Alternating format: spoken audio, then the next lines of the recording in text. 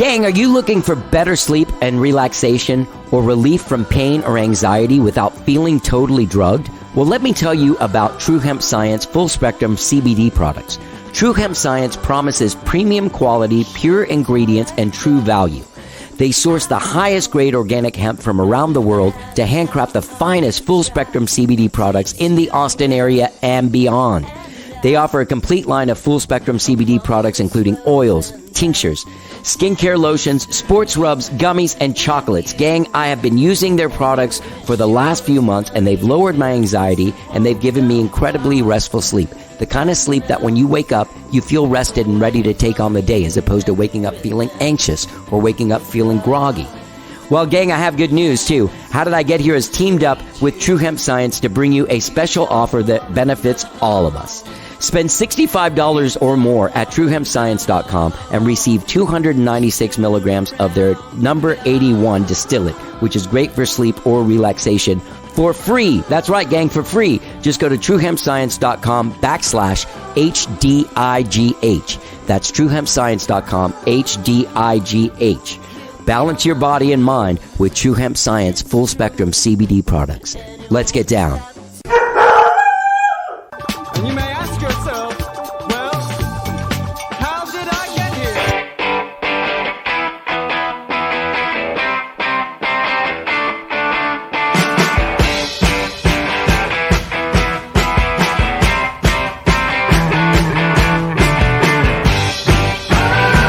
It's time for How Did I Get Here? And now here is your host,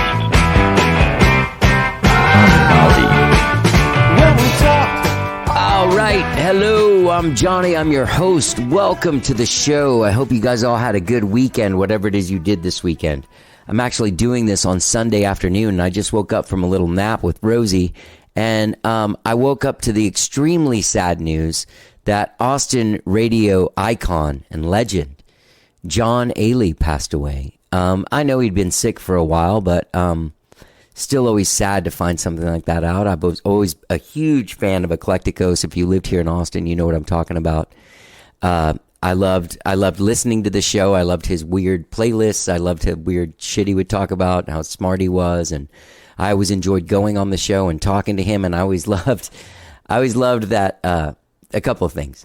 One of them was that whenever I went on his show, I would match his tone. John had a very, he spoke, in some ways, the way that people make fun of NPR. Like he would talk like that, right? So it would take me about 5 seconds to match his tone. So whenever I was on Eclecticos, I also talked like this to him. So that was weird. And he always used to say, Gaudi. That comes from the Latin word for joy. And it has been a joy talking to you, Johnny. Oh, John Ailey. What a lovely dude. He'll be missed, man. He will be missed. I did have a good weekend before I found that stuff out. I mean, look, I had a mixture of weekend stuff. Let me tell you about my weekend because it was pretty... Okay, so Friday, I co-hosted that Lush Life event with my friend Kat. That was great. I got to see some great performances. This guy, Leo, who I was supposed to talk to for the podcast, fantastic artist here in Austin, R&B soul guy. You guys are going to hear from him. He'll be on the show soon. Very cool dude. This other guy named Joshua Asante. Fantastic dude. I talked to him for a few minutes. He's from Little Rock. Great dude, man. Great performance too. Solo performance. He did some real weird like computer stuff and some weird looping stuff. Very, very cool. And of course my friend James Robinson was killer and always killer. His performances are always killer, man. They're like these weird, I can't believe he's not like stoned all the time because there's like this weird sort of like ethereal, like early Stevie Wonder, but like even more jazzy. Not early Stevie, but like early 70s Stevie Wonder. Does that make sense? Anyway, fantastic performance. And he had a special guest. Kalu James popped up on stage. It was great to see him. I talked to him backstage. I smoked a cigarette with Kalu James. I know. I'd had a couple of drinks by the time he was there. And I was like, hey, man, give me one of those. That's how it's been going when I've been bumming cigarettes. So anyway, I did have a cigarette. So, and also Jerron Marshall was DJing fantastic music all night. And I co-hosted the event with my friend Kat, who is the host of the Austin Downbeat webcast. It is a webcast. This is a podcast. It took me a little while to figure out what she meant when she was explaining it to me. But it was fantastic working with her. She was great. It was fun. It was nice having someone else there to kind of like spend the time with. She and her boyfriend's really nice. We just kind of hung out at a table when we weren't announcing things. Then we'd run up and announce some stuff. Very natural, very cool. And we had a very good time. And so Saturday, I was on the guest list to go see Madame Radar for the record release for their album Speaks. At the 04 Center. Okay, first of all, let me just tell you, it was a fucking amazing show. Like, they were great. They brought in all kinds of extra people to do shit. All kinds of friends were going up. I hung out with Carrie Hudson and Hunter St. Marie, just kind of in the back talking, just in awe of the show, just like looking at each other like, what the fuck, man? These guys, and also like visually, it was so beautiful. And the 04 Center is like a church, so they were doing like those oil light things all over the ceiling and all over like the whole thing. It looked like this giant cartoon. I'll post a picture of it on the How Did I Get Here Facebook page, so you know what I'm talking about. It was unbelievable, gorgeous, and they put on an amazing fucking show. They were all at the top of their thing. They had Dave Scherer playing keyboards all night. He's coming on the show soon too, gang. Don't worry, he's coming. Great time. And I went with my dear friend Jason Swedberg from J. Scott Luthery, my friend for so many years. So I took an Uber down there to the 04 Center because I knew I was probably me and Jason together. We're going to have a couple cocktails. We're going to yuck it up. Maybe we'll go to another place afterwards. Who knows, right? That's the thing. So over the last month, gang, I've been kind of like thinking back about the ex and thinking about like, whoa, maybe it's time to reach out and say like, hey, because, I feel like, how that thing when you're after you break up with someone and then you don't get with anyone for a while, you're like, maybe we can work this thing out. Maybe it wasn't so bad. So I'm standing there. I was like, well, maybe I can like look, say like she's been, doing all this other stuff with her hobby stuff, and maybe I could go on her stories and be like, hey, congratulations. Maybe we should grab a cup of coffee. So I go look at her stories on Instagram, and she's in a different city, some kind of celebration, and then kissing a dude. I saw it for myself in the Instagram while I was waiting for my Uber. You know how that thing happens and all of a sudden it feels like the air all leaves your chest? Like if someone also kicked you in the nuts, then also your heart starts, my hands started sweating and shaking. When I got to the 04 Center, Jason, I could say he was like, you all right, man? Like I got out of the thing. He's like, you all right, buddy? And then to make matters worse, I go in, I order like a double drink. I was rude to a guy who's always really nice to me. Like it came up. The one thing about that, I'll tell you that, guys, this one thing about doing this podcast and being so enmeshed in the music community that when you go to a show like this and there's a lot of other musicians there, sometimes they see you and they're like, oh, I've got to get into my promotion mode. So I'm having this psychic apocalypse in this long line for a drink, telling my friend Jason just how terrible I feel and how I do still have feelings for this woman. And now I saw a photo of her kissing another dude in a city far away, having a great time. Maybe he took her on vacation somewhere. God damn it, this is terrible. So this guy comes up to me and he's just like walks up. He's like, oh, dude, so glad you're here, man. You got to hear my new record, man. It's so great, man. It's going to blow you away, man. This is the one. This is the one that's going to change everybody's mind about what we're doing. I'm like, hey, this is my friend Jason. Hey, man. Anyway, man, so my record, man, I got to get back on the show. I got to get on the podcast, man. I got to get on there, man. Got to talk about the record, man. I'll send you a link. Man, we're almost done mastering, man. It's going to blow your mind. It's not going to blow my mind, dude. I know it's not. I know this guy. He's wearing like a whatever. Anyway, so then he just kind of sidles. It was a very long line for drinks. And at this point, I'm kind of in the front middle area. And he just kind of stands there after he didn't ask me how I was doing. He didn't have the courtesy to ask Jason what he did. He was just trying to promote himself to some shit, which, by the way, gang, if you're listening to this, don't do that. People really don't like it. It's really annoying. If someone asks you what you're up to, tell them. If not, don't come at them with all the info, with all your stats. It's really annoying. I cannot begin to tell you how annoying it is. It's almost annoying. It's almost as annoying as talking for 10 minutes before you bring on the artist that you have on your show. Okay, so anyway, so then he did that, and he stands in line like he's not going to leave, like he's cutting in line. So I just look at him and I go, "So you're just going to cut in line?" He got totally embarrassed, and he's like, "Oh no, man, I'm gonna go to the bathroom." So he went to the bathroom. And I didn't see him for the rest of the night. He probably didn't come up and say hi to me afterwards. But then I felt like, then I had this double drink because the line was long. I'm like, I'm not getting back in this thing again, right? And it was only long because it was in between the sets, and that's when we got there. A guy opened, and we missed it. Anyway, so I drink this drink, and then I'm like telling, fucking managers of bands, like, no. And then I open the Instagram, and she's with a dude in another city kissing. And I wasn't crying, but, I was like whining and like, I can't believe this happened. Anyway, so what a terrible thing. But the show made me forget about it for a little while. Believe me, I remembered it when I got home.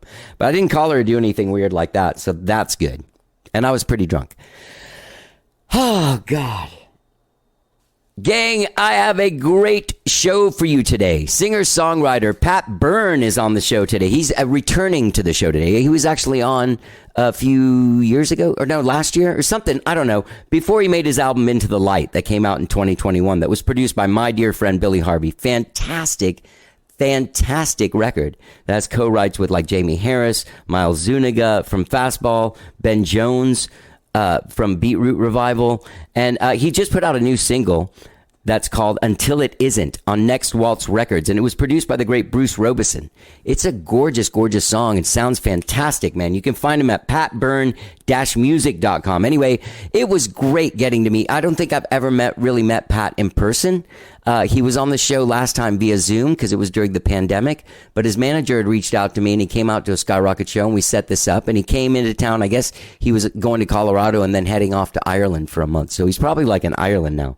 Although I think we did do this like a month ago. Anyway, we sat down and had a great conversation just about his life over the last couple of years and like how do musicians survive? Like, how did you make it through 2020 and how do you keep it going? We talk about all kinds of stuff, touring, getting out there and playing these giant shows he's gotten to do, opening for Sean Colvin. He opened for Lady A at Minute Maid Park in Houston. He had a Mucky Duck residency. He was the Black Fret People's Choice winner in 2021. As I said, he's written with some really great people, and he's got some really great music out there. And if you're in Ireland, you're probably enjoying his show right now. Anyway, I had a really great time talking to him, and I think we really hit it off, and maybe we're friends. That's what I think. I got a new friend. Maybe after he heard me whine about the woman in this intro, he's probably not going to want to be my friend anymore, but I'll ask him. Maybe he will. Okay. We had a great conversation about his life, his journey, and his music. This is me and Pat Byrne chatting it up. Enjoy. Let's get down.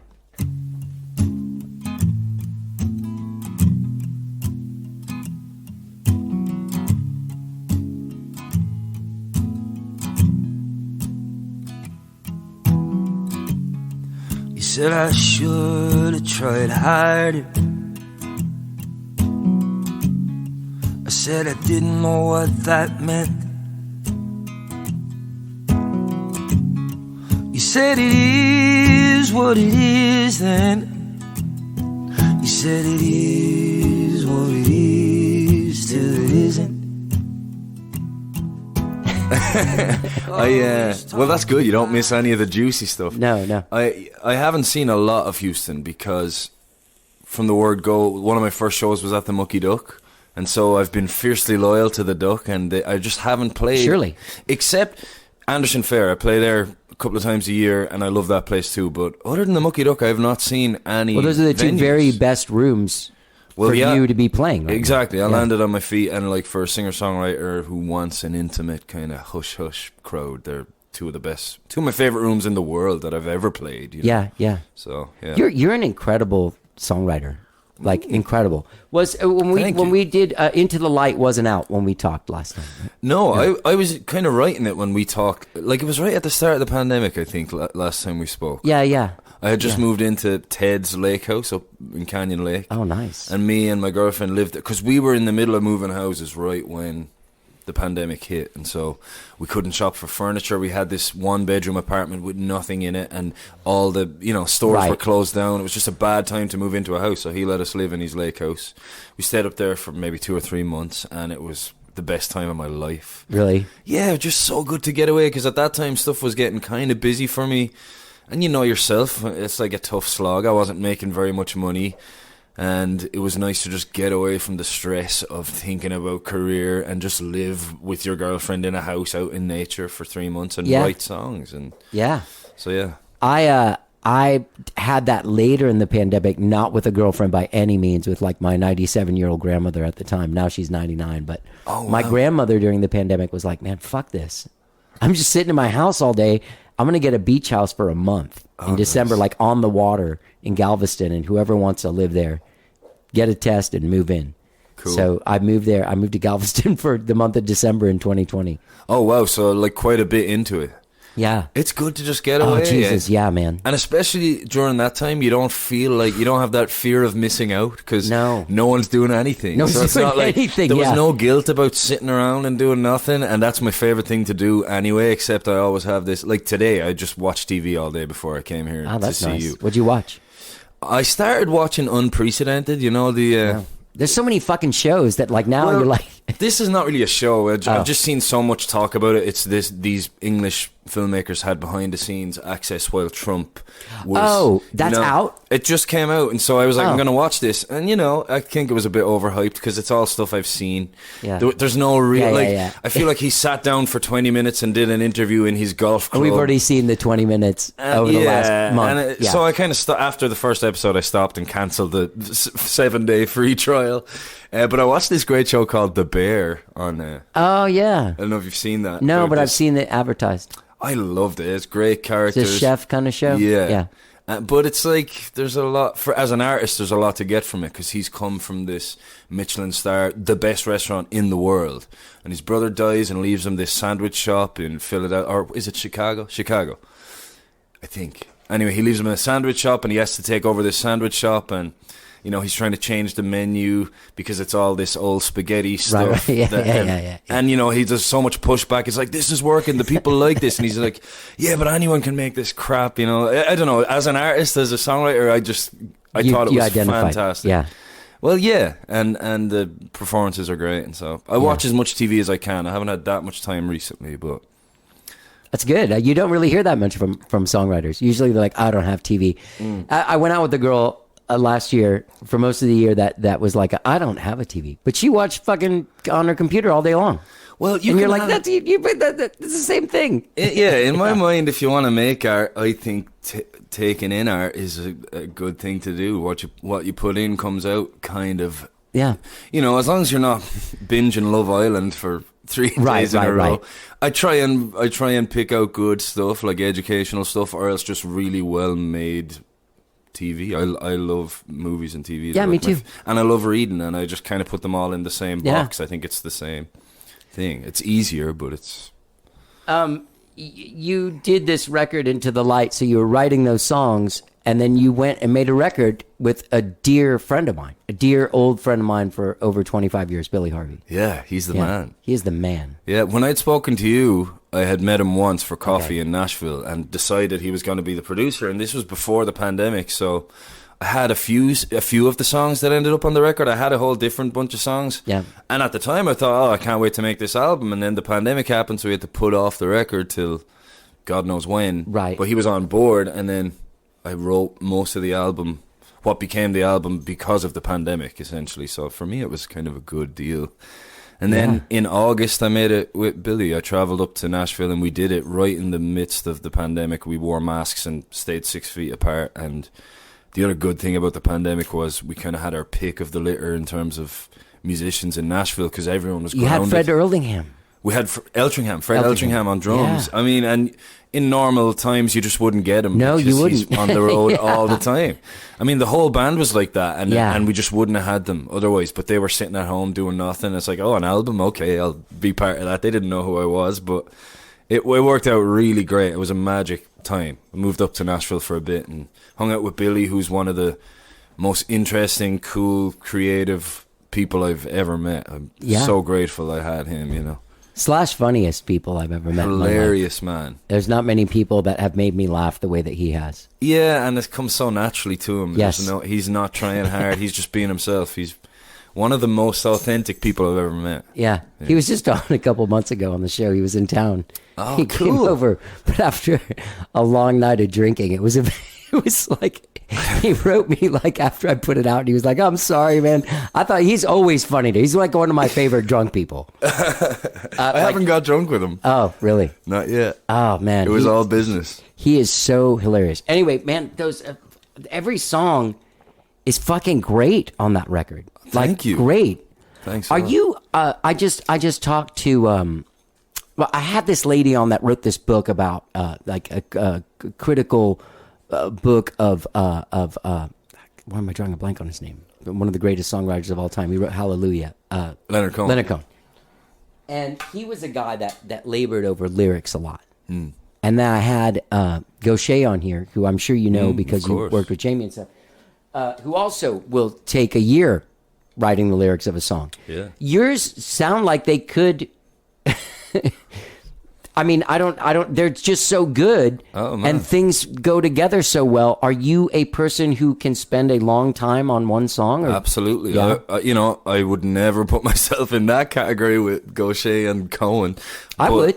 Well, thanks a lot. Yeah, I dude. appreciate it, but I definitely do. Yeah, I'm writing a song right now that I've been writing for months, and I have a verse done I'll write a verse and I'll wake up the next morning. I'm like, I can be hypercritical if a line is not saying anything, or if it's not, serving some kind of purpose, or it doesn't have some juice to be squeezed from it. I'm just going to take it out. And I can't say that, listening back to all my work, I still have regrets. I'm like, I should have just put something else in there. But that I'm happy you said that, because I can't just sit down and write a song. Although there's a couple of songs on the record that I wrote very quickly because of intense emotional kind of brimming, and it just kind of fell out. And there's a couple of songs where that happened, and I'm just writing, and I tend to be happy with it. But From what can you talk about that? Can you what was? Well, there's a song called "When's It Gonna End," which is yeah. a real mouthful of a song. They're the most lyrics I ever wrote, but I honestly wrote it in like an hour, maybe an hour and a half, because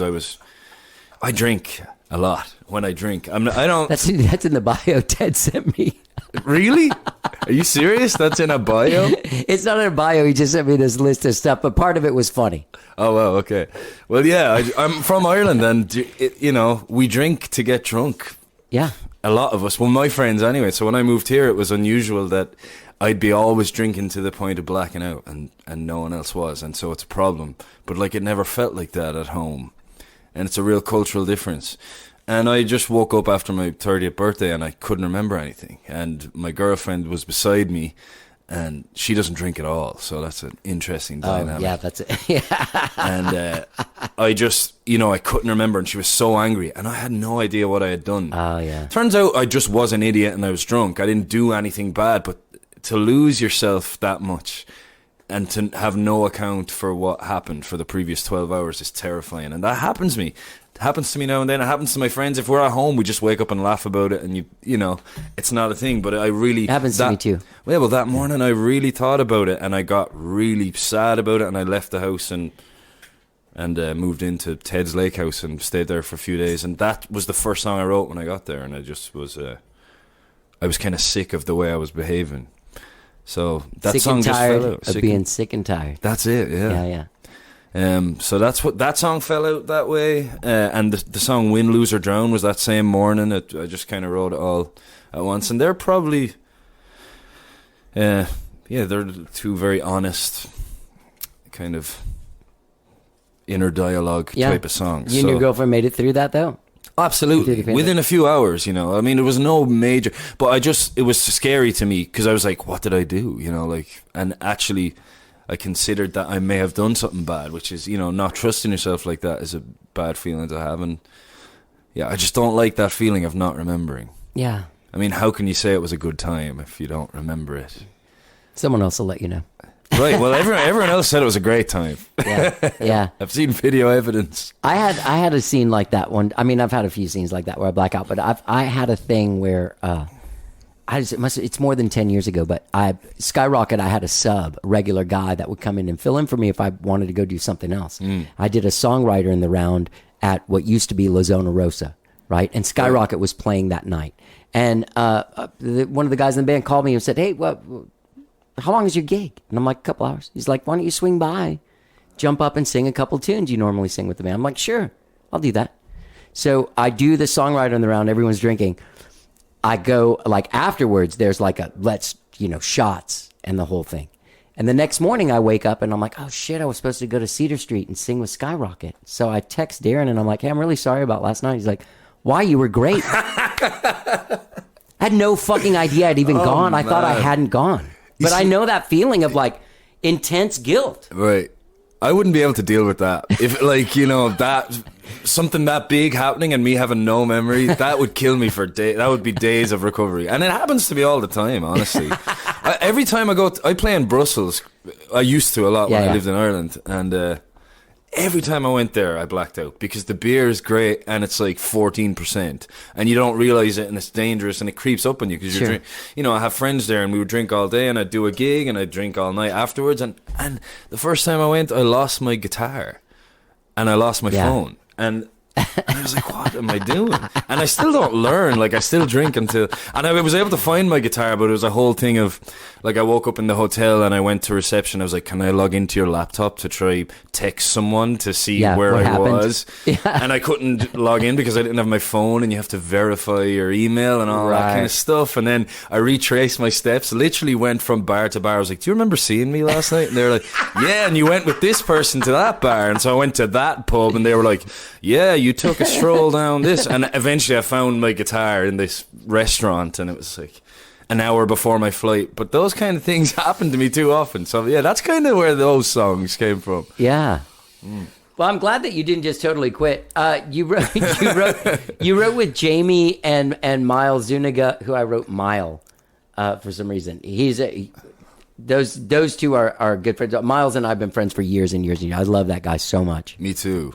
What a lovely human being. He's been a real mentor to me. He was one of the first people. He reached out to me when I moved here, and he's been great. He loves you. We did a walk around the lake one day, and I remember there was a long sort of like, oh, you got to listen. Oh, nice. He had asked me if you had been on the show, and you had.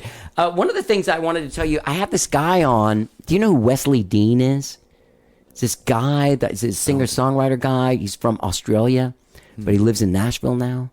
And he changed his name. It used to be something else, but he won Australian Idol. Oh, no way. And left there to get away from that thing and to start his own artistic trip, which I was like, oh my God, do you know this guy, Pat Byrne?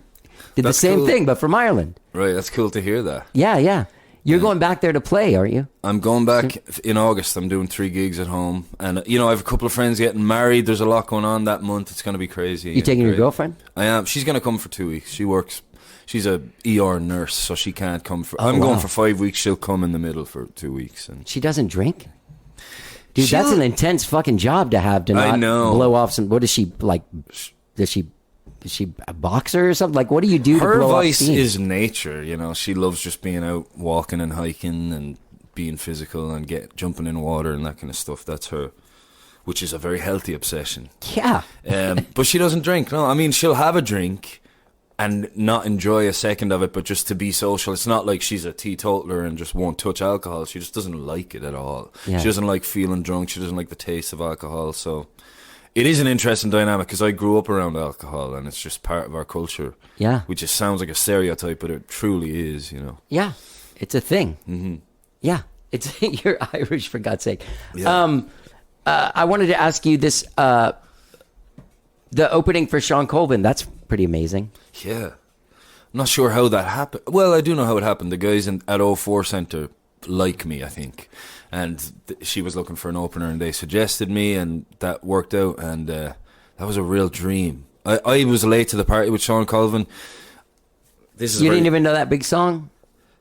Which one? Sonny Came Home? Yeah, I did. No, okay. I did. Okay. I just didn't know who Sean Colvin was. Right. And I was watching, again, very late to the party, the Larry Sanders show. Yeah. When I moved here, I was like... Well, I'd always heard of it, and I was like, I'm going to watch that show. I wasn't doing very much when I moved here first, so I started episode 1, season 1, and watched the whole thing in like a couple of weeks.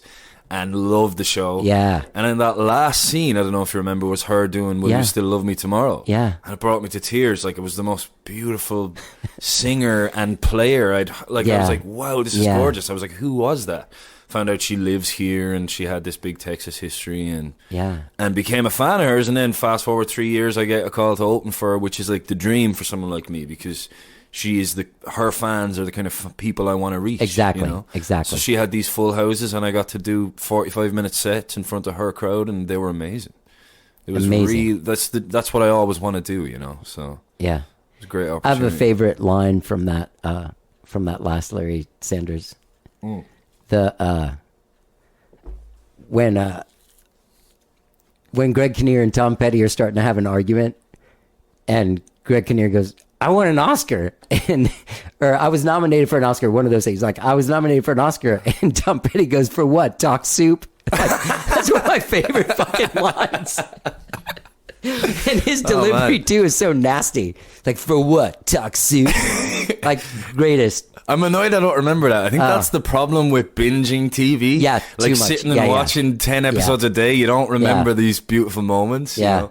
You know? I love the explosion of love for the series if you watch it all in a couple of days. But the sad thing is not remembering those moments. Unless, like with Sopranos, I've watched that 4 times, so I can remember a lot of Sopranos. But but the first time I watched it, I just didn't take enough lines and scenes in that I should have, you know. Do you ever long to write a long form, like book or story, or longer than a song, or would that take you like 25 years? Cause that's the thing. Like, even writing a song can be an overwhelming thought. Like, it's like, oh, I have to do all the, like, when I come up with an idea, part of me is so happy I have an idea for a song that I like, and part of me is like, oh, I gotta write 4 verses about this now that I don't hate, and that's going to be kind of excruciating.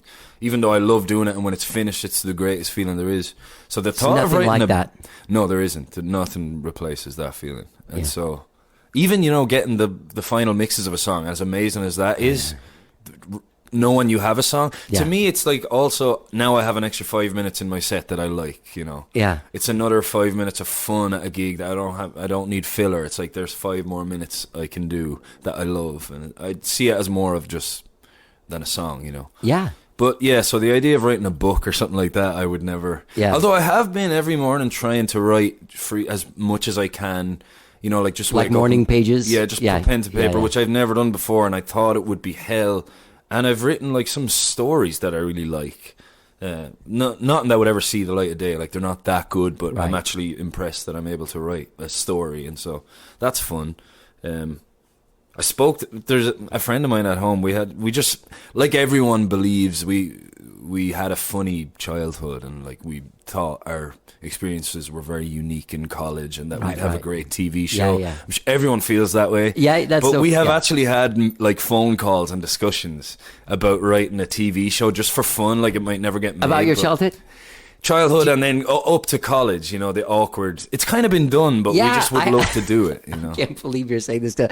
I have an uncle that's like 4 years older than me, and we were always real close growing up. And we were like, you know, this sort of like late 70s, early 80s, like my summer trips to Miami, like kind of like all of our sort of like adventures, we were going to do the same thing. We would started doing like an hour on the phone every morning, like taking notes. But then I realized I was going to have to write it all and do all this stuff. I mean, the idea of it is so much fun, and I love TV. Like, I don't know if you've seen the British show, The In-Betweeners. Have you seen it? No. That's it just nails adolescence and like teenage boys in high school. And we always wanted to do a similar thing that moved into college because we were just awkward kids. But my friend is one of the funniest people I know, and I feel like we could actually make something funny. But so sometimes I think about that, but generally songwriting is just hard enough as it is. All-consuming. Talk to me about this Until It Isn't, which is fucking, what a great song. Yeah, that's one of my best friends is Eric Betancourt. Okay. Do you know Eric? No, I know his name though. He's been in town for great song. Yeah, I think he's been in town for like 8 years or something. He came from Maine, and great songwriter. And he's someone who writes all the time, just pages and pages in his room. And I'm not like that. I need like some kind of spark or a few days dedicated to writing, but he writes every day, and he's got some killer songs, and he'd been singing that at gigs, and every time he sings it, I just ask him if he's going to record it because it's one of his best, and he gave me his blessing, and got to do it with Bruce Robison. How'd you connect with Bruce? I love that guy, man. Jesus, what a cool guy. Oh my God. I've only met him a couple of times when we did the recording session and like a few weeks before to talk about the recording session, and each time he was great, and the studio he has out there is top notch. It's kind of how I always want to hear music. Like, it's live band. What you hear is exactly what happened in that room. He does tape too, right? All to tape. Yeah. So there's no, you got to get it, and there's no... And I love that. That's how... Everything I've recorded in the last few years has been live, not to tape, but I just like the sound of That's humanity. how you did the record with Billy? Yeah, it was all live, and then afterwards, he did his magic with... He added a lot of harmonies. He's great with that. So great. And some overdubs, but mainly what you're hearing is the band in the room, Yeah. It's phenomenal, because his hearing is really damaged, and has been for a long time, from I heard him say rock that. and roll, from Flame. Right. Was his band in the late 80s and early 90s. Flame, baby. I haven't like heard of they that. were like a Bay Area hard rock band. They had a record deal, like the whole thing. Wow. Yeah. Can I hear some of that somewhere? I think so. I think I've looked it up before, like when we were drunk, and like, it's you. Cool. Yeah. I'm gonna go listen to that. Because it did come up a few times when we were in the mixing stage, and he would send me stuff he'd worked on, and I'm like, I'm just not sure about all that hi-hat stuff. And he's like, what hi-hat? He just, like, there was certain things that kind of went over his head. And he was like, sorry, my hearing is, I'm just not picking up on those. So in the late 90s, we were going, or maybe late 90s, early 2000s, something. He was working on some stuff. He had built his studio in his house and stuff, and I went there to pick him up to go to the movies. So I go there, and he's like, can I get you to come, like, will you come here and listen to this mix I'm working on? I'm like, sure. He's like, can you hear the tambourine? And it was like, and I was like, you're joking, right? Because it's like the tambourine mix of this song. Right. Yeah, that happened a few times. But other than that, it's amazing what he can do. Oh. Like, I don't know what it's like to have that kind of impairment, but what he does it doesn't is amazing. impair his work at all. Like, his records are fucking amazing. To me, and I mean, I'll say this all day long, that he made the best Bob Schneider record. I love that record, Yeah, what's that called? What's that one called? I'm Good Now. Right, I listened to it a lot when I was deciding about producers, Yeah. because he was high on the list of people suggested to me. He made that record almost 20 years ago. Right, and it's This great. one. Yeah. I got to open for Bob Schneider a couple of weeks ago. I saw, on 4th of July. It's my first time seeing him. He was great. It's really great, I isn't can't he? believe I hadn't seen, he's in the Saxon every Monday. I still hadn't seen him. But Well, you're playing, what's the thing you're doing every Monday with Nesbitt and but Ben Jones, and Ben. It's called the Monday Night Supper Club. Yeah. So we've done a few of those, and it's been very well attended, because it used to be the Mystery Monday there at El Mercado with Oh, that's what it Christine is. Albert. Right. So a lot of those folks are coming down on a Monday, and I just like those residencies because they don't feel like gigs or like something you have to work on, or they're just there for you all the time, and it's a fun thing to show up to and share songs and stories and make a little bit of rent money, and that's been going well. I like that room. I always think the sound in there is great, and TJ working the desk is fantastic. So Who's TJ? TJ Ferranti is his name. He's a sound guy who... He used to do the gospel brunch for years. Okay. And so he does sound for us on a Monday, and it's just, I just love good sound, and they write great songs, and the crowd is lovely. So Do you guys all kind of play on each other's songs, just kind of like improvise on them and do stuff? It gets more like that every week. The first week, not so much. Everyone's a little timid. And now it feels like a band. I was in New Mexico for a couple of weeks, so I missed like 3 Mondays, and last night was my first night back. What are they going to do with you gone now? Well, they were fine without me, they're just going to get different special guests. So maybe you'll do one with them. I don't think I'm allowed to do many shows because last time I did one of those Bonnie Whitmore things when she was out of town. I did it with Barbara Nesbitt, and I asked her to marry me on stage. Oh. And then the bartender screamed out, "That's what you said to Bonnie last time you did one of these Thursdays." So you're barred from song swaps. Yeah, I get too romantic. Well, I have the drink. I have a drink, and Rosie needs a mom. That's what I was saying that last night. I've been trying to not. This is funny. I'm trying to not drink in preparation for all the drinking I'm going to do in August. I say I've been off the drink for 11 days now, and they're like, "Oh my God, congrats." But they don't realize I'm just not drinking because I know I'm going to be drinking so much in August that I'm just trying to prepare my body and give myself some solace. Yeah. Before I get back. But I was saying it last night. I find it not having a drink or two at a gig. It's just harder to be personable. Yeah.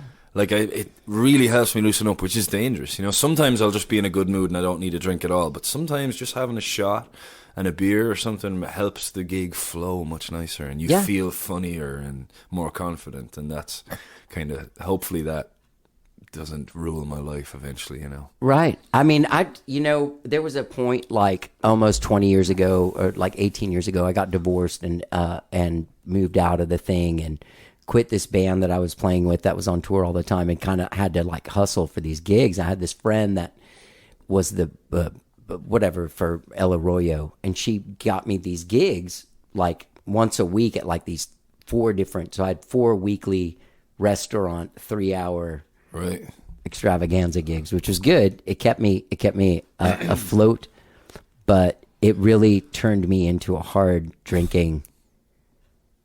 Like, I mean, I'd get there and just like there was, and I'd have that talk with myself, like tonight, just don't drink. Yeah. Thing. Like, I'd get there and I'd set up and I'd be like, oh, okay, just one drink for the, and then have the drink it real fast. Like, let me just grab one for the stage. Right. Like halfway through the first set, you're like, hey man, does someone want to bring me a vodka over here? Man, that's how it goes. And and like that, sometimes I'll go to the Duck and I'll do my gig there and I'll decide I'm not going to drink, but halfway up someone brings you a shot. Yeah. And if someone else brings you a shot, and then there's a Guinness, and it's like, I guess I'm drinking these, and then and it's really fun, but you know, if that's happening 4 times a week, it gets a bit out of control. Yeah, it can be nuts.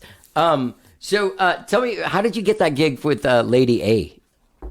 That was just I've been working with this corporate agent in Houston. Oh, really? Since I moved here, like bringing in some good money gigs. That's great. Like weddings and like office parties and things that pay pretty well. And I love when they come in. I try not to do more than like 5 or 6 a year because, you know, I left Ireland to get away from a lot of those gigs and try just do original shows, but that's not always paying the bills. You play covers and stuff with this? Yeah. Not with Lady A, but... No. So this guy, so this guy, you know, he's a fan of mine and we've become good friends, and which is great because he books me for a lot of cool shows, and he just put my name in the hat. His agency was putting that gig together and they were looking for an opener, and they said, let's get Pat Byrne and his band, and we got to do it and got to play in Minute Maid Park, which, you know, I'm a stadium act now. Yeah. Well, it's cool to be able to put that on your CV, you know. Yeah. And just to play to that many people through a sound system like that was a first for me. Did you ride the golf cart out from the backstage? I played there once with that band that I quit when I was getting divorced. It was called Endosheen. I don't know if you know Casey McPherson and Nathan Harlan. They had this band, and it was a happening scene. But we did this thing at the Super Bowl opening for like Stain, but it's like one of those things where you fucking take a golf cart out. There's fucking jumbotrons and shit. Like it's way different than like Saxon Pub. Oh my god! Nothing against Saxon Pub and Mucky Duck. They're fucking great rooms, but there's once you get to the stadium, you're like, I could do this every day. Yeah, it's very surreal. It doesn't feel real at all, and then seeing yourself on the jumbotron is hard to get used to. I found myself constantly, like, there's so many photos of me looking like this, and in the jumbotron I'm like looking up. So yeah, it would take some getting used to for sure. And I loved it. I don't know though, if I had to choose between a life of all those shows or all Saxon Pub Mucky Duck shows, I'd pick the smaller rooms for myself. I just like that more. Yeah. But at the, you know, if that was a Pat Byrne show and that stadium was full of people to see me, that would be a whole different feeling. Shit, yeah. So that'd be cool, but I like an intimate indoor thing, you know. Same thing happened with Endosheen, and I'm not saying this in a rude way. If I went and played that place tomorrow opening for someone, literally no one was there to see you, probably, except for a couple of people that were fans that were like, well, no one was there to see me. Was there to see you. Maybe 5 or 6 people knew who I was, but it was great. You know, the reaction was great, and got some work because of it. But I mean, to go out there and know that not that people would be against you by any means, but they're not there for you to grab a room that size, and get them on your side must have been incredibly validating Right. Well, yeah, I was trying not to think about it that much. I was very nervous, and you get to the point where you don't feel nerves that much. I do. I'm like that now. I don't feel until maybe 15 minutes before I get on stage on any room or any house concert or wherever. I'm a little bit nervous, but nothing overwhelming. But for this one, I was really nervous. Sure. Because of the size of the thing. Yeah. But really, when we started playing, I just kind of treated it like it was any gig, and we just had fun and did what we always do, and it felt great. And maybe I didn't take in the moment as much as I should have. It was in the middle of this big tour I was doing. So the next night I had a gig in Austin. The night before I was playing in Houston, and the night before that I was in like Nashville or something. Right. And it just felt like another gig, but with a different slant. Yeah. Yeah. But yeah, there's a different feeling. Like, I love playing a house concert, even if there's 20 Sure. people there, and they're all there because I'm playing. Yeah. It's just a great feeling that you have them already. Yeah. As opposed to 20,000 people who are there to see Lady A, and you're just kind of keeping them. You're some sound that's happening before the people they want to see comes out. But was it cool getting to see like how that machine works? Because that's not a band anymore. That's a machine. There's like fucking bunch of employees. It was cool. I was insurance. Yeah, like shit, like real shit. Right, way Yeah. more than you'd ever dream of. Yeah, yeah. But it was, I was kind of. It was overwhelming. It was like, God, do I even want this? This is a lot of responsibility. It's a lot to be thinking about. And then on the other hand, I was like, I would love all these people helping me setting up and doing sound Yeah. checks and making sure everything's professional and having this bigger. It was inspiring, and it was also kind of Intimidating. Yeah. Yeah. But there's also there is that kind of thing. Like, wow, these guys kind of do something a little bit different than I do for a living. Oh, absolutely, totally different. It's a different world altogether. We have the same job on paper, but when you go see us work it's very different. That's what I love about America. There's this whole middle class of musicians, or working class musicians, where you can make a living doing the kind of shows we do. You're playing the Saxon or playing wherever it is, and having some kind of career just doing that. Dude, you're And like the it's- first. Sorry to interrupt you, but that's a thing that's like been decimated. Like, it's amazing to hear someone say that, like, this is great here, and you're like, oh, it man. used to be really great. Well, that's what I hear from Yeah. everywhere, and it's the same everywhere in the world. Everyone says that, all musicians. But coming from a country where if you want to make money, you're doing weddings, like you're doing covers. It's the only way as a musician to make real money, unless you're on the radio or you're like selling out venues. Like, there's nothing in the middle. You can't be a singer-songwriter and just make a living from that unless you have a lot of success, or you're subsidizing it with all these other gigs. Whereas over here, largely, I'm not making a great living, but I'm surviving playing Your own music. my own music, Yeah. festivals, house concerts, Yeah. clubs. Just doing it. They don't exist Yeah. in Ireland. Like, Right. I love living here. I love that I can travel around, play house concerts, and make more money than I would playing weddings at home. So that's cool that there's different tiers, and people don't realize that you don't have to be Lady A to Right. make a living and love what you're doing. Right. That was the one thing that, like, when I got started doing this, it was the 80s, and I knew Mark Hallman. Mark Hallman. Never met him, but I know who He was a friend of my mom's then when I was like 13, and my mom was friends with his ex-wife, and meeting him, and he kind of took me under his wing. He's my mentor, for lack of a better word. He took me under his wing, and I saw a whole bunch of people that were like, it wasn't Bono. You know what I mean? Right. There are guys like Dave, the bass player. He plays in 2 different bands. Right. That's what he does. Right. And he has a house, Right. and a wife, and has barbecues on Sunday. You know what I mean? There was a regular life musician. You didn't have to be Bono or Absolutely. Cher or anything. And You people know. like Matt the Electrician, Matt the Electrician, and yeah. people like that who are amazing, and but they're not Bono, but they have a great fan base, and they're doing it kind of independently and doing what they want to do, and they're not forced to do any bullshit. And Yeah.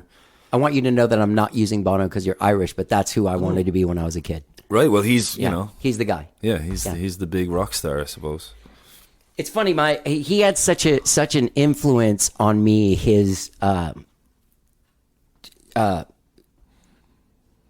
liberating, dramatic singing, like very dramatic, like Yeah. like, you know, to Right. fucking yell shit out all the time. And it's funny because I can see people that are exactly my age that were affected by him and a couple of other guys from that same time, like the guy from Radiohead, like Tom York. There's a lot of similarities with what we do with our voices, even before he heard me. No, before I heard him, you know what I mean? Right. Where you're like, oh yeah, we're both just trying to be Bono right now. You know what I mean?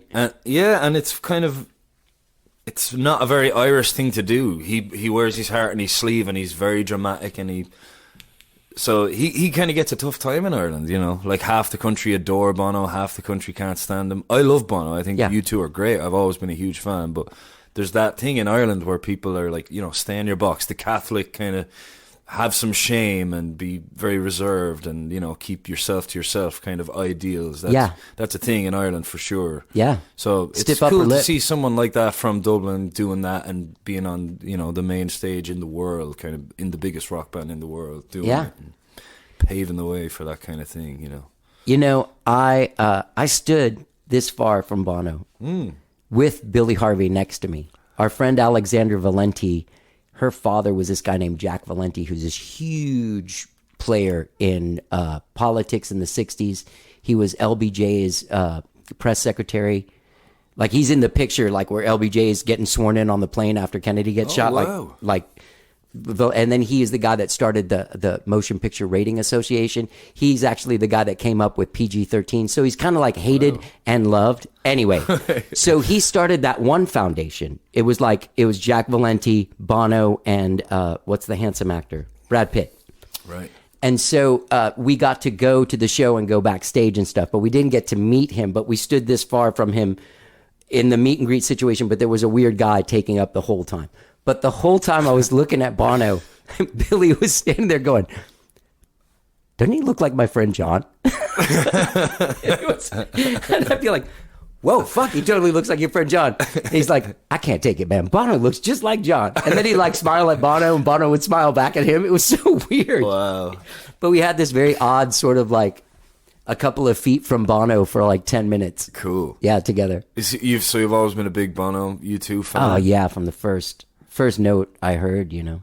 And you've seen him live? Yeah. I saw him live that night.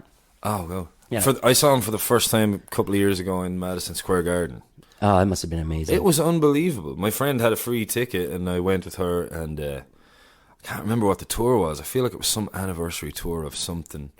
But like, just the massive show that it is, and the sound that those three instruments can make in a stadium like that, I was blown away. Yeah. Yeah.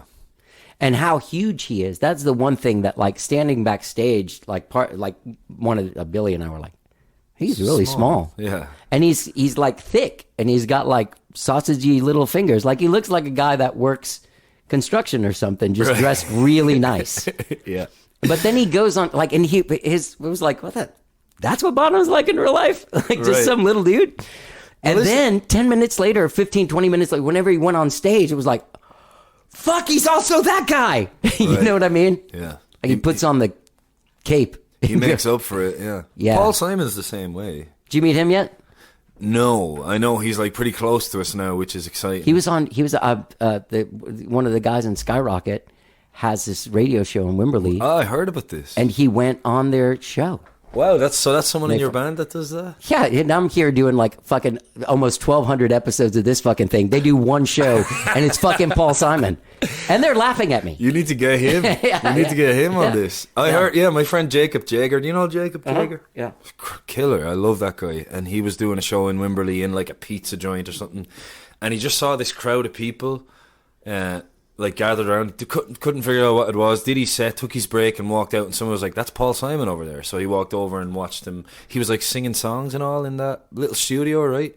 Yeah. And doing an interview, and he was like, wow. Yeah, Paul. yeah. Oh, yeah, because it's right by this pizza, and it's all glass. They like were in right the next town. to each other. So he. Have you not gone on that radio show, the I have, Coach in the with Morning Coach. or whatever? I've done it a couple of times, yeah.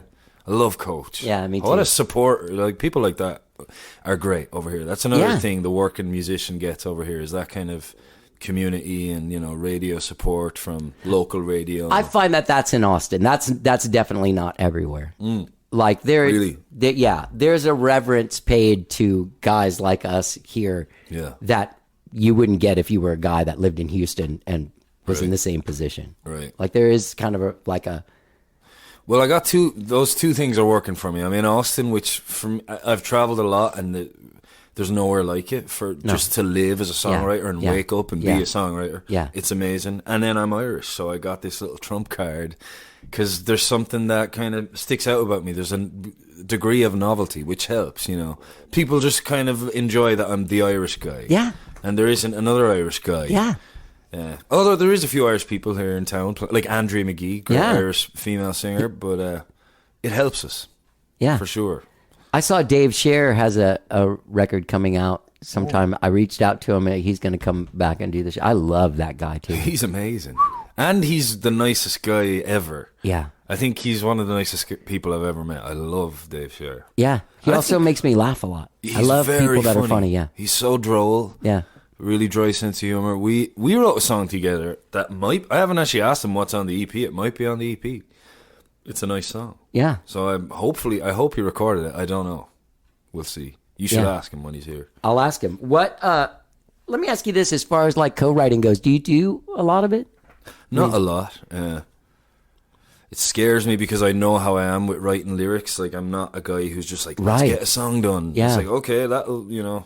And then I've done it a few times, and by the end, I find myself looking back thinking, I'm not in love with this, so I'm just not going to sing it anymore, which is a shame because you could probably take some time and work on it for a few more months and make it something that you really like. But it has worked. Like with Jamie Harris, we sat and wrote that song. I had a chorus already, and she basically wrote most of the verses, and we had a song after a couple of hours, and it turned out great. Yeah. Just depends on the timing and the person you're with and what ideas you both have. But in general, it scares me because that spark just doesn't always happen. Like if we agreed to meet up after this and write a song, it's uncomfortable for me if nothing happens. I just don't look forward to that silence. But I went through a phase of that was kind of like my first like big managers and stuff were guys from a publishing company, and I kind of went into like the publishing world first, and like being sent out to LA and having another manager that I had out there that would drive me around every day. Like we'd wake up, I'd have to go meet someone at 10. He'd come back and pick me up at 2 and drop me off at someone's house at 3. Wow. And like I'd have to write with people. Did you like it? I loved it. I'm and jealous. I even loved the ones that nothing came out of. Like I'd hang out and like get to someone's house and they'd be like, dude, right. I was going to call and cancel, but like I felt bad because you're from out of town. You want to just smoke weed and go for a walk? And I'm like, fuck yeah. Right. You just end up having great friends. I've never been in that world. Yeah. And I will say most times I've had a songwriting session, it's been a song that I like, but I haven't had that many. I've written with maybe 3 or 4 people ever, but I just get intimidated at the thought of it. Yeah. I put a lot of pressure on myself because I never wrote a song till I was 28, and when I walked into being a songwriter, I was very critical of songs. Yeah. You know, it's easy to be critical of songs when you haven't written anything. And then when you started when I started writing, I was like, wow, I shouldn't have been so critical. This is hard. This is really hard. And I just always put a lot of pressure on the songs that I wrote. So maybe I just take it too seriously. I can't just hang out and write a song and not feel very insecure about the whole thing. I'm a bit uptight about it still. I know a few people like that. I can totally. I mean, also like in the moment, I'll be like, well, that's the stupidest fucking shit I ever heard. But if I'm singing this song when I go home, I'm going to change that. Like, right. I mean, right. Yeah, that's something to consider as well. Yeah. Well, also, I just learned a lot. I felt like I was kind of thrown in with these people that were, you know, Jane and Charlotte from the Go-Go's that like created, you know, most of that catalog that I grew up like singing. Right. You know, I took a back seat in the right, like I didn't fight them on a lot of shit. You know what I mean? That I was like, there's no way I'm going to sing this song live, but let's fucking finish writing it. It's cool. Yeah. I've had a bit of that. And the first album I put out was 10 years ago, where I was kind of thrust into a room with 3 or 4 writers, and they wrote 11 songs for me, and I was just there. You know? And that was my first co-writing experience, and I got a credit on all those songs, but I maybe contributed 2 lines on an entire album, and I never liked those songs, and maybe that scared me from co-writing as well. I just wanted so much more ownership, and I just never wanted that regret again of putting out something that I hated. Yeah. Like I remember talking about that with you last time. Yeah. It's all coming back to me now. Right, yeah. Like there was a lot of this, like, man, that's not how I work. I admire that so much, because there's so many people in the position that you're in, the positions that I've been in, that will cut their fucking nuts off to go be in the situation that you were in publicly. Right. Right? But you weren't in the situation you wanted to be artistically. Yeah. And that meant so much to you that you even left the place you lived and everything. I stopped everything, not in a healthy way, in a like, I'm ashamed, I don't like this is not a direction I want to go in. And yeah, the things that were important to me were definitely songs and music, and like good music, and not being famous. Or did you get depressed and think that there was that you weren't going to be able to get out of that situation? You'd always be that guy? Big time. Big time. And only recently have I stopped feeling that way. And I took leaving the country, you know, because it's a very small country, and you won the first series of this big thing. You're like the Kelly Clarkson of fucking Ireland. Exactly. Well, you know, I wouldn't say that. No, from now on, I'm going to be like, you know, Pat Byrne, like, I'll be like, dude, he's the Kelly Clarkson of Ireland. The guy's great. No, but I mean, there was a couple of years where I was pretty famous, you know, like anywhere I'd go, people would know me. I was on the talk shows and all that. And that, at first, all I was seeing was, wow, this is so much fun. I'm 20 years old. People are recognizing me. I'm partying all the time. I'm in front of these big audiences. And then when I went to do the album and there were these songs I hated, I was like, what have I done? It was a real moment of, I don't know how to escape this. I'm always going to be that guy that won that show. I'm always going to be the butt of the jokes among my friends. You know, me and my friends typically didn't like those shows. No. They're not things I watch or any of us watched. And I just ended up in it because of this position I was in life where I had no money, and I had dropped out of college, and it seemed like an option to get more gigs, never thinking you'd win it. And then you got this contract. And yeah, there was years of very dark thoughts of, like, you know, 2 or 3 years where I lived at home with my parents and wasn't gigging. And before that, I gigged a couple of times a week. And it's like the only job I've ever had has been music. So that was it was tough to get my head around that stuff. And ultimately it did take me leaving the country to completely start fresh and stop bringing it up and stop having it be the selling point, you know. I don't mention it anywhere. It's not on my website. No, it's not. Sorry to bring it up, but to me, it's totally fine. It's a testament to who you are now. Well, thank you. You know, like really artistically and as a dude, I know a lot of people that like you. Oh, thanks. Yeah, and this town, I'm not gonna lie, like this town is very welcoming, isn't it? Oh my God. And everybody's like, yeah, it's because it's you and you're really fucking good. Dude, you know what it's like when someone sucks and is a dick and moves here? People are fucking dicks to them to the point that they'll be here for like a year and they'll move. Right. Well, I haven't seen that, but yeah. Lanky. I always use this example. I'm not going to say his last name, but there was a guy called Lanky. He wasn't as good as everyone else. And he pushed himself into a lot of places and really was very weird and was very uncool to women. Like super rapey kind of guy. And he was here for like a year and ran off. No one ever heard from him again. He got like run out of town. Like, hey, you're not good, man. Go. Yeah, I mean, I think it's not even something I think of, because in my mind it should be a base requirement that you have the awareness to know whether or not you're able to do the thing, and that's it. So my assumption is just anyone coming here is going to be great, but obviously some people maybe aren't quite up to it. But my experience, you know, from the minute I landed on the plane, it's been amazing. I landed and I got in an Uber and I said, take me to your favorite bar. I came from San Francisco. I was just traveling around the States, and he brought me to Mean Eyed Cat. And do you know Mean Eyed Cat, the Johnny Cash bar? Yeah. On West 5th. Yes. And I was there and there was no one really there, and I had a drink and I was like, this is all right, I guess. And Winker, you know Winker, the photographer? Oh, Winker's like this legendary photographer. Maybe I do. You'd probably, if you saw him, you'd know him. Really cool looking old cowboy dude. Always has a camera, takes photos of every gig, puts them on Facebook. Yeah. And he's great. But he was there, and I just got talking to him. He goes, follow me. And he walking over to Don's Depot, and I ended up singing songs, getting to know Chris Gage and Michelle at the bar, and then that became my Monday night hang, and that's where I met everyone I know, and it just immediately I felt part of the community. You know, the next week I went back, they're like, oh, it's Pat from Ireland. You know, I was like, I'm the Irish guy now. And it just very quickly felt like home. It would have been different if you sucked. I promise you. It would have been totally different. Right, well. They would have been like, oh, Pat from Ireland. He's back. Hey, man, look, we got a full... Can't have you up here. I've never seen Chris be mean to anybody. No, he's a great guy. Yeah. I got him on a recording session at the end of this month. I'm recording a song out in Church House. Oh, really? Church House Studios. Oh, you get to play that beautiful piano. Well, he's going to be playing harmonium. I haven't told him yet. Bitch.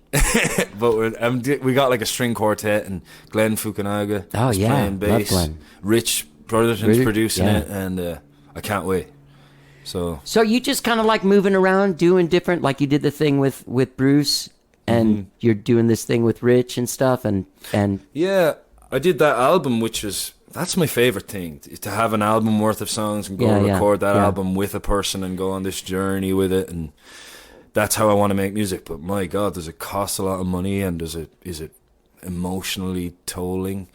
So I don't think I'm going to be doing an album for a little while unless someone else is paying for it. Yeah, because it just I don't think you're that far from that. I mean, I really think that you're on the cusp of some kind of normally playing Minute Maid part kind of person. Well, thanks. Maybe.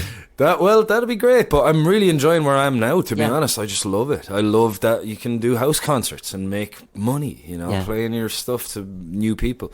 So right now I'm writing a bit, not as much as I'd like to, but when I write a song, I'm just going to record that song and release singles and try and make it interesting every time, record it in a way I like. And, you know, that Black Fret. Yeah.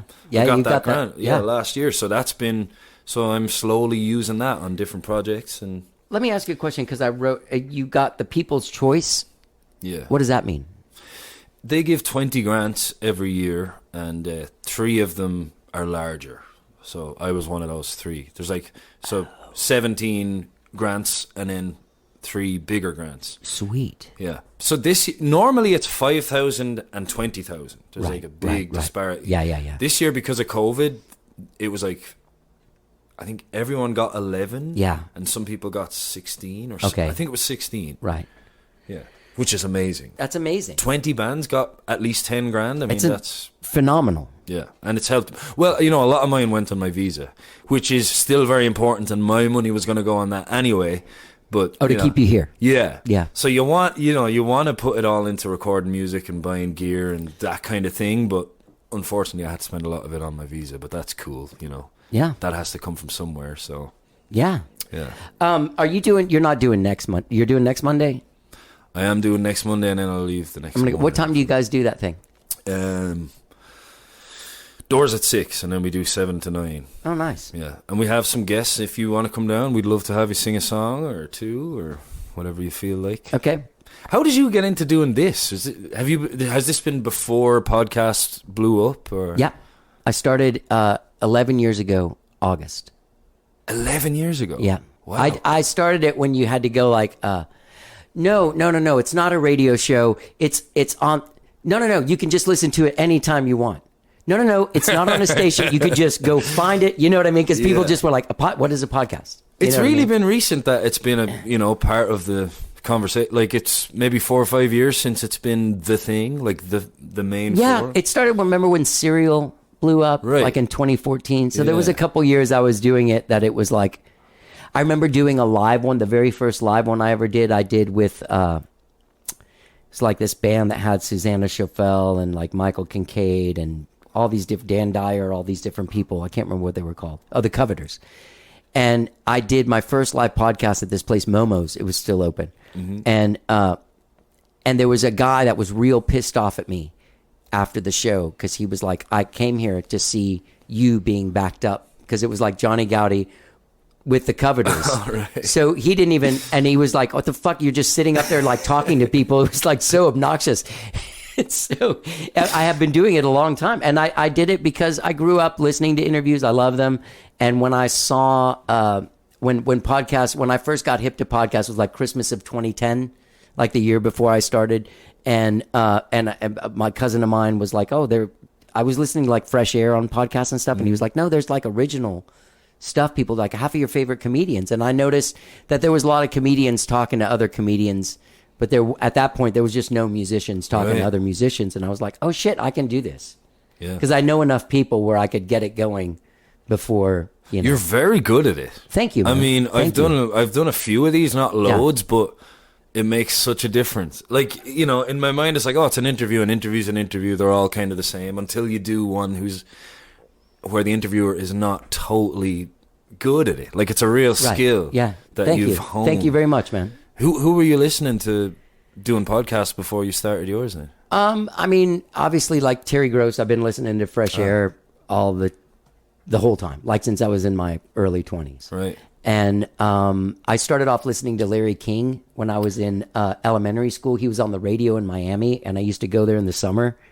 And so I'd listen to his, and I started listening to him all the time, even before he got the CNN show in the 80s. Right. And so before that, he just had like the Larry King radio show or something? Oh, cool. Yeah, and it was kind of like his show. We had famous people on, and he'd talk to them. And I always loved, like, when I was a kid, I mean, I'm 53. So, like, when I was a kid, and you'd watch these Johnny Carson shows where dudes came out drunk. You know what I mean? Like, and they just shot the shit. Like, I was fascinated by all of that. So the thought that I could do, I was like, the only thing I bought to do a podcast, like the only thing I needed to buy was those short microphone stands. Right. I had everything else. Right. You know what I mean? Yeah. I was like, shit, I should just do this. I've got enough people in my phone, you know? Yeah. I mean, like, you know, I came up in this thing, you know, through Hallman. Like, my first gig, I'll show you a photo. It's on my phone. My first actual gig playing publicly is with Christine Albert. Oh, no way. Yeah. Like in her and band? Hallman's ex-wife. No, Hallman's ex-wife was playing with Christine, opening for Shake Russell. Okay. And they had me come up and play a couple songs. So how long ago was that then? That was 1983, dude. Oh, shit. Wow, I was but a thought. Yeah. I was like, my parents had even That's my first band gig behind you. That wearing the vest with the sleeveless shirt, like a house concert thing with the PV. Yeah, Kayla's birthday party, dude. It was great. That's great. What a memory. Yeah, I was singing and playing out of that PV. Oh no way! Beautiful, genius, right? Yeah. Is there podcasts now you recommend? Because I'm always looking for. Oh yeah. There's a lot of great ones. Are you a fan of like Saturday Night Live? Yeah. There's one called The Fly on the Wall. That's Dana Carvey and David Spade. Okay. And they get one guest that's either been a host or a writer or a person that was on Saturday Night Live. That's got to be an insane listen. It's pretty funny. It's pretty awesome. Also, there's a great like music one with Gary Kemp from Spandau Ballet and that crazy bass player Guy Pratt that's played with Pink Floyd for like 30-something years. Right. They have one called Rock on Tours where they both interview another like amazing artist. Because I'm spending a lot of time in the car and I have my favorite podcast, but I'm always looking for me too for new stuff. I'm a big fan of Maron's. I love him. You know, I love him. I get along with him. Like we have luckily I have a friend, this guy Lucas Melendez, that like went on tour opening for him for a long time, and then he lived here for a while. So when Maron would come to town, we would get together, but luckily he knew, like, don't talk about anything but guitars. Really? And he'll like you. Right. And I just came in with, like, you know, hey, got this cool-ass Telecaster I've been playing for 25, blah, blah, blah, you know. Yeah. Cool guy, yeah. Man, that's great. Yeah. I was late to the party with Marin, so I find I just, like, go on this, I use Spotify, and I just scroll through to find someone I want to listen to. I don't like listen weekly. I'm not like up to date with them, so it's always fun just scrolling and finding whatever I'm in the mood for. Yeah, but he's so good at this. Yeah, he is. I watched an interview. Another thing about like you being good at this. I watched Bill Burr. Like something popped up on my. I love Bill Burr. I don't know if you like him. And he was like an early podcaster too. I think he started in like 2006 or something. And he was doing an interview with this YouTuber who just started his own podcast, and he just like dressed him down. It was so uncomfortable. But the guy just wasn't up to it and like was not asking good questions and it was or really obvious questions, and the conversation was going nowhere and it had no flow. Yeah. And he just destroyed him, and I was like, wow, there's a real art to being good at interviewing someone and making it an interesting. The one thing about it is that I did choose, like, I mean, I'm not going to sit here and interview a ophthalmologist successfully by Right. any means. Like the only thing is that we have a shared experience, and Yeah. I can talk about that. But if you put me in some other fucking lane, Right. there's no way I could do it. Really? No, not at all. Well, dude. of course. Yeah. But yeah. Yeah. Well, this was a smart move, Yeah. especially in Austin, you know. Yeah. And you're the podcast guy in Austin now, so I that's, am. That's Look, I great. even got the award. They said I'm the Mark Maron of Austin. Actually, that's No the way. opening of that award. what That's it says. amazing. I know. Well, I'm very proud of that. congratulations. I'm actually proud of that too because it came like 8 years after I started it, and I was like, "Oh, cool!" So it's not like It was just a worth flash it. in the pan kind of thing. Yeah. So Critics' picks. critics picks, baby. There's nothing like it. So you'll be in Colorado, then you'll be in Ireland. When you play in Ireland, is there going to be is that like sold out shit? People can't. I just announced it the other day, so no, it's not sold out. It will be. It will be, right? Yeah, I went Yeah. back in February and we sold out at one of my favourite venues in Dublin, Whelan's. We sold out that room and it was great. And it was my first time playing in Ireland in like 2.5 years, so that helped. Yeah. But I'm just doing 3 shows. One in like close to my hometown, and it's like a 70-seater thing, so it'll sell out. And then one in my friend's hometown. He's in my band, and we're doing it in an old church. We're like renting this church cool. and putting in a sound system, and that's going to be cool. The other cool thing is 2 songwriters that I met here in Austin are coming, and they're going to open for me. Oh, who? R.O. Shapiro I don't know. and Ben Balmer. I know Ben. I like Ben. He's a great writer, and Yeah. R.O. is also great. You should check him out. He's got I will. his voice is just one of those voices that you can't ignore, and his songs are amazing. So can't wait for that. And then I have some other local people opening for me too, and I can't wait to get home. It's Do gonna you be do nice. do you do the rest of Europe too, or No, no?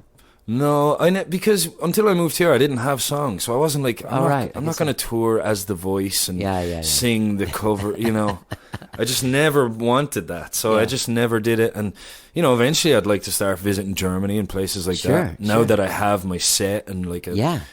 some records to sell. Yeah. At that time, it's so hard when you call yourself a singer and you don't have any records, or like Yeah.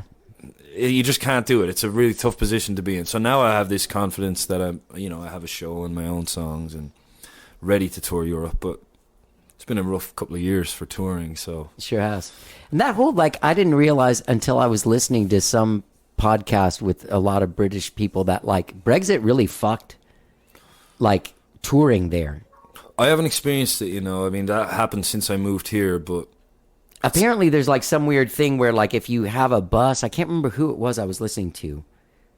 It might have even been a huge manager guy, and he's like, you gotta take the bus back to England every few days. It's such a weird fucking thing. The way that they made it. well, you're leaving Europe, so I suppose if you're a European act, your European passport, it doesn't give you the Exactly. same fluid entrance Yeah. that it used to, and in Ireland, it's really kind of messed up Ireland because I don't know if you're familiar with our history, but the northern 6 counties of Ireland are part of the UK, Right. and so now there's this hard border. It's not that's introduced fucked up. yet, but it's Yeah. you're leaving Europe when you travel from South to North Ireland, and so that's kind of damaging in a lot of ways. It took so long to repair those relationships, and we'll see how that goes. But Brexit was a whole mess of a thing. Yeah. It was a mess. And that guy's gone. I wonder what's Yeah. going to happen now. Yeah, thank God. Who knows? Who knows? Right. Pat, this is our first time we met. Did we meet in person? I don't think we've ever met. No, we just met that day on the computer. Yeah, we just met now. It's nice to meet you. It's really nice to meet you, man. And you're as great as Miles. Oh, my friend Kat. We have a mutual Kat. Oh, yeah. Yeah. She's great. And Yeah, she's she's got great. a cool show now as well. Yeah, she does. Yeah, you've inspired that, I'm sure. I don't know. I was on it. Oh, were you? Uh-huh. Yeah, she does great. I love Yeah. people like that who just have a lot of energy and it's coming from such a great place. She just wants to help, and Yeah. she's such a fan, and Yeah. yeah. That's the song that means we're done. Hold on, I can stop this. Okay. This is a pro setup you got. Oh, yeah, totally. It's got it plays Play plays me Roxy out. music when it's time for you to leave. Well, dude, it's been great talking to you. People can go find you at patbyrne-music.com. I know that there's probably a lot of your fans that have wanted to hear you on this, because I get you're one of the guys that I get emails about. Oh, really? Yeah. Well, that's good to know. Yeah. Yeah, thanks for having me on. And Yeah. the last time was, not in person, which is, it's a whole lot nicer to see the white of your eyes. Yeah. I'm sweating though. Man, Yeah, me it's too. hot. Yeah, I know. That's also the sweating is when we have to turn the AC back on. Let's grab a drink sometime. Oh, please. Yeah, Yeah. and have a great trip. Thanks a lot. That is Pat Byrne. Get out there and check out his song Until It Isn't, produced by the great Bruce Robeson, and his album, of course, Into the Light, produced by my dear friend Billy Harvey, one of my favorite people in the world. Find him at patbyrne-music.com. I think he is in Ireland right now, so go see him play there if you live there. If not, wait for him to come back to Austin because he's always jamming and doing stuff. I really, really, really enjoyed talking to Pat Byrne. He's a fantastic dude, and get out there and check out his music. And gang, don't forget when you're out there checking out patbyrne-music.com, you can subscribe to this podcast wherever it is that you find podcasts, be it Apple Podcasts, Spotify, TuneIn, Overcast, everywhere, baby. New shows all the time. 3 shows this week, Monday, Wednesday, and Friday. I got legendary drummer Tommy Price from Scandal, from Billy Idol, from Joan Jett and the Blackhearts, from so many songs you know, including one of my favorites, Heaven, by Psychedelic Furs. All coming up on Wednesday. Great, great conversation. I hope you enjoyed my conversation with Pat. I hope Pat's having a good time. Pat, if you're still listening to this, call me when you're back. Let's hang out. Gang, have a great week, whatever it is you're doing. Rest in peace, John Ailey. You are loved, you are missed, and you will be remembered in the most positive way you can imagine. Let's get down. Though I plead for understanding, you said it is what it is till it isn't. Yes, you said it is what it is till it isn't. Maybe we should just let go. You pretend I never came. Maybe we could try to find some peace of mind in this beautiful mistake.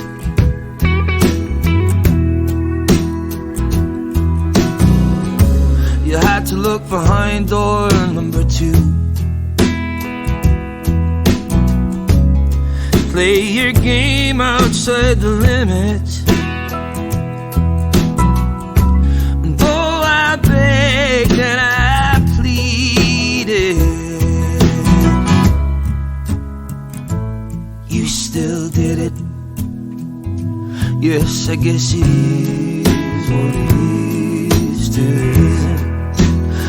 I guess it is what it is till it isn't.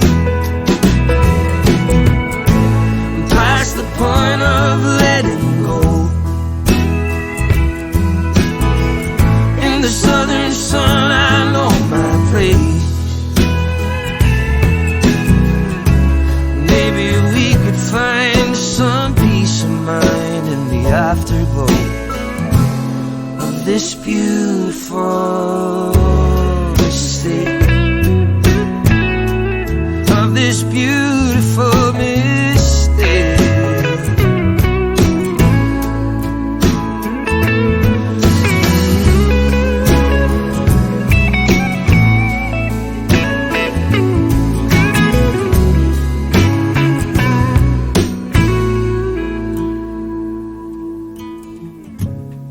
And so I lean into the pain.